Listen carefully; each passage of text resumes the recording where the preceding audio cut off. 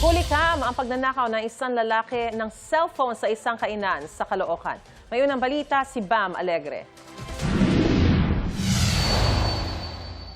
Sa CCTV footage na ito ng isang kainan sa Caloocan, makikita ang isang lalaki na nakaberdeng helmet at damit pang itaas.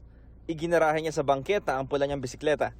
Pumasok ang lalaki sa kainan at may kinuha sa dingding, saka lumabas. Ang kinuha niya pala, cellphone. Abala kami dito sa shop namin na nagpre-prepare. Bigla siyang pumasok, nagmasid-masid siya, tapos tumingin siya rito, which is bukas yung mga salamin. Nakita niya sigurong walang tao, may naka-charge na cellphone sa shop. Siguro, tas ayun, kinuha niya na yung cellphone nang wala pang 1 minuto. Ang ninakaw na cellphone, pagmamayari ng delivery rider at staff ng kainan. Chinarge ko po yung cellphone ko, tapos lumabas lang po ako saglit. Pagbalik ko po dito, wala na. Worth 10,000 po yung cellphone ko.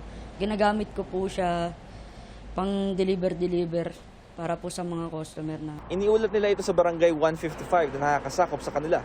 Ayon sa team leader ng barangay, hinigpitan daw nila ang pagroronda sa lugar matapos ang insidente. Nung nangyari po yun, nagro-rubing na po kami yun. Nung pag hindi umulan, 3 beses po sa isang gabi. Mag-iingat, lagi sarado yung mga pintuan ng ating tahanan, o tindahan, lagi may tao. Mag-iiwan ng kahit anong bagay na pwedeng damputin basta-basta. Hinahanap pa ang tumangay sa cellphone. Ito ang unang balita, Bam Alegre, GMA News.